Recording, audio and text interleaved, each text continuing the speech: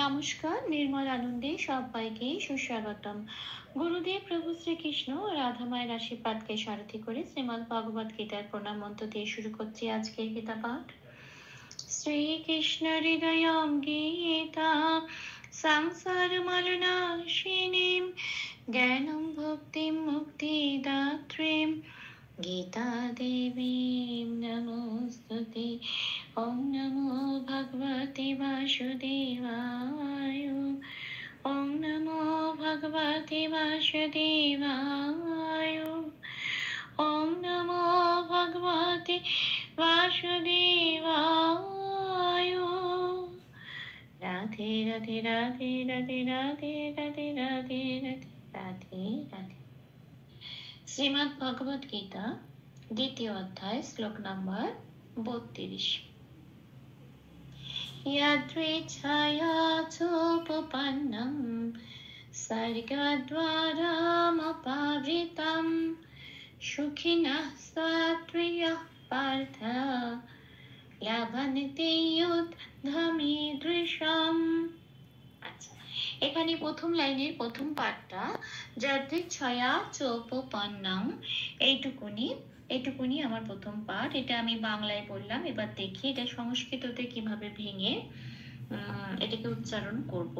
বাংলা হরফে একটু plus plus দিয়ে সাজিয়ে নিয়েছি, একদম যাতে সংস্কৃতর কাছাকাছি উচ্চারণের জায়গাটায় পৌঁছানো যায়।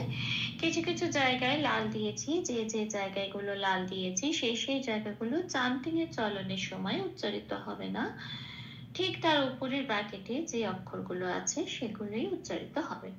তাহলে প্রথম পাঠটা দেখি। আচ্ছা, যে যতে আমি একটু লাল দিয়েছি, পাশের ক্যালেন্ডারে 1 নম্বরে তালিকাভুক্ত করে দেওয়া আছে অন্তস্থ জটা এখানে হর্ষই প্লাস অন্তস্থ হিসেবে উচ্চারিত হয় ইয় বলে।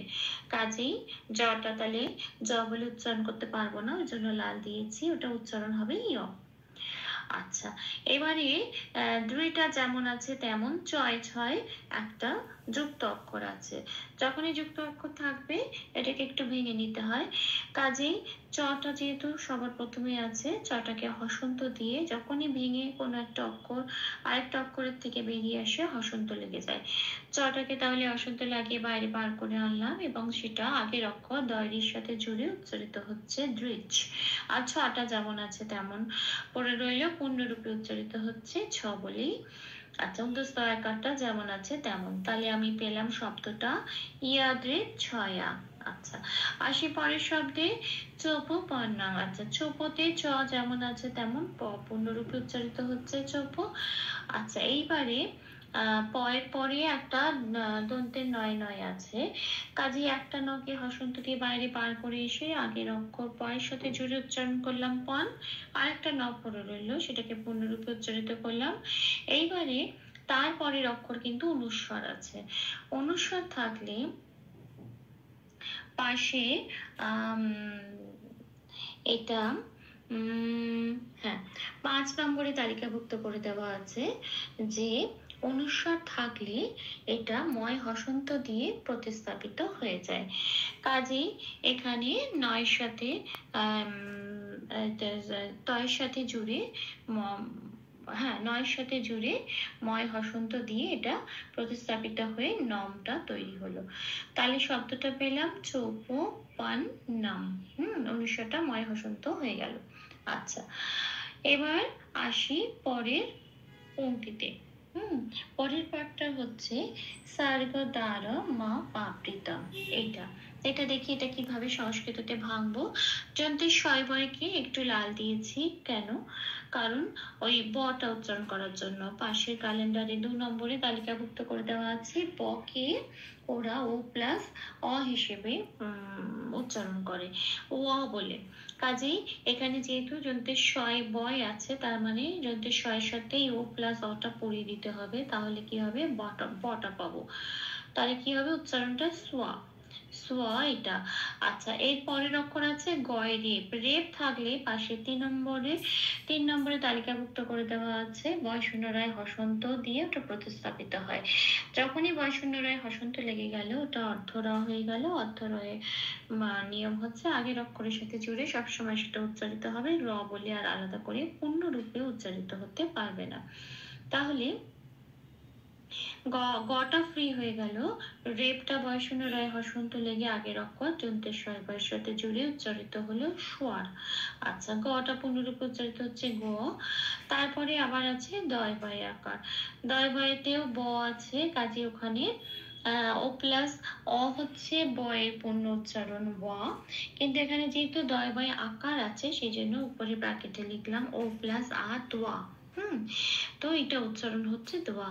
আচ্ছা, রমটা যেমন আছে তেমন পূর্ণরূপে উচ্চারণ করছি রম বলে। পাটা যেমন আছে তেমন। বৃতে একটু লাল দিয়েছে কারণ বটা ও প্লাস অ হয়তো বয় রি আছে যেহেতু সেজন্য এটা হবে ও প্লাস রি ব্রি।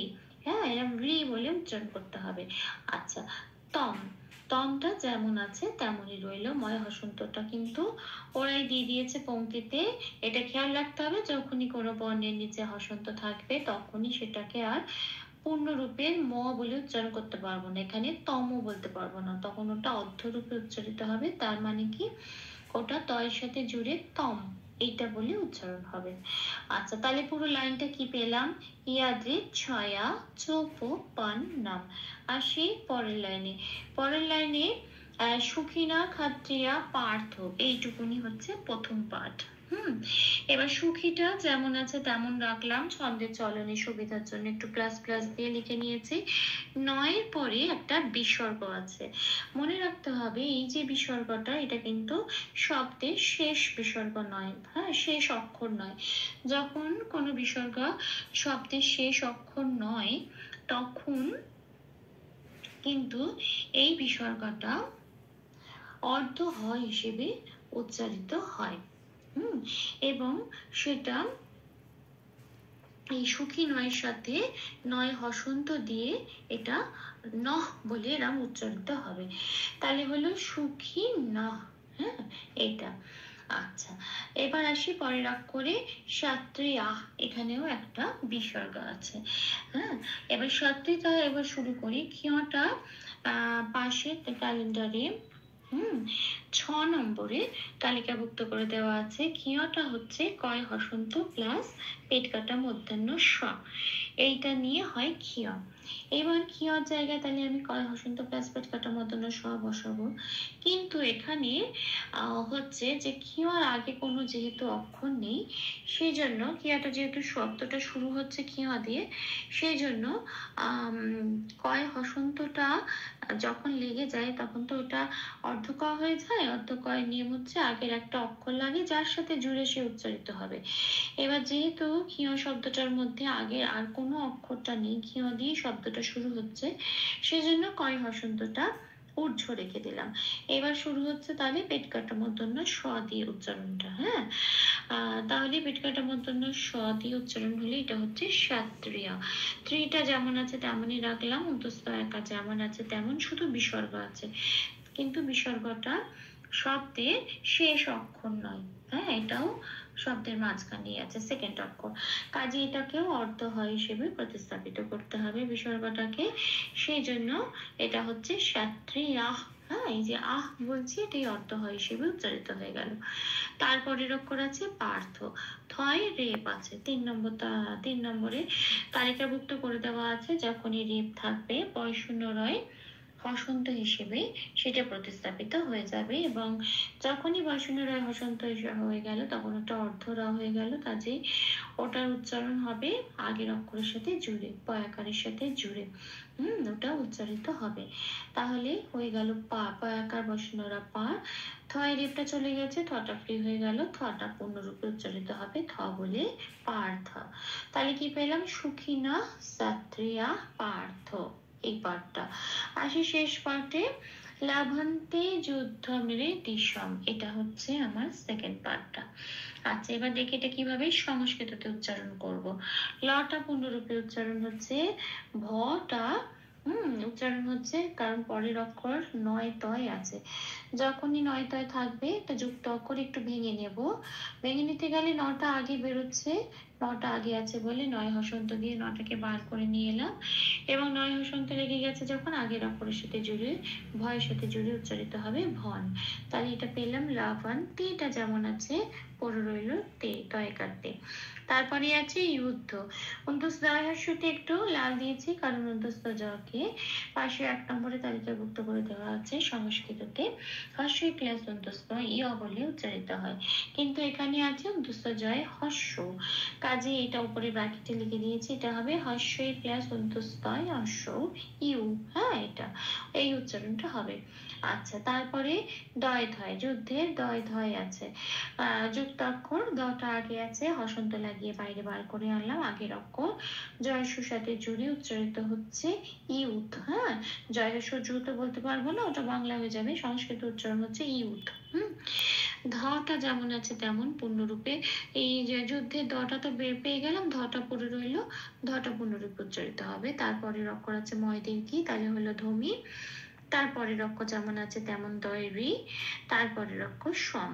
এখানে লক্ষ্য রাখতে হবে ময়ের নিচে একটা হসন্ত আছে, যখনই হসন্ত লেগে যাবে সে আর সম বা ম পূর্ণরূপে উচ্চারিত হতে পারবে না, আগের অক্ষর তারপর স্বয়ের সাথে জুড়েই তাকে উচ্চারিত হতে হবে, সেই জন্য সম।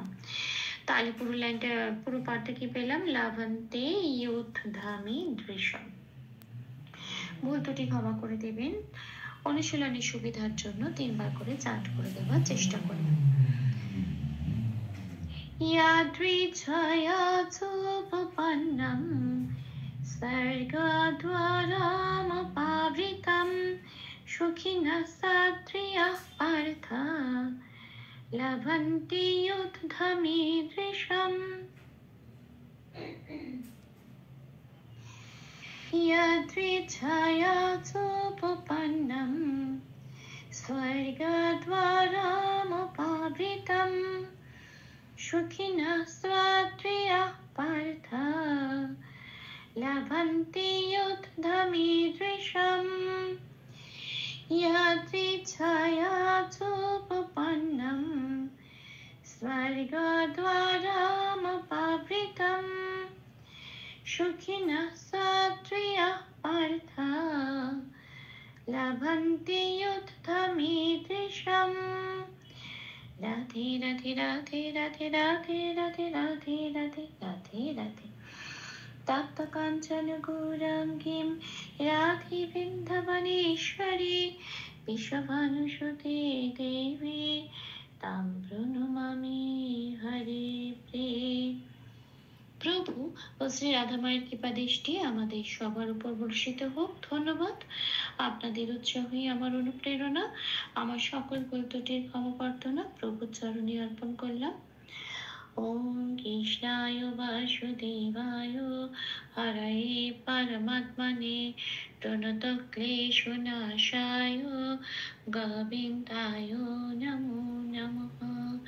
ওম শ্রীকৃষ্ণার্পণমস্তু। জয় শ্রীকৃষ্ণ।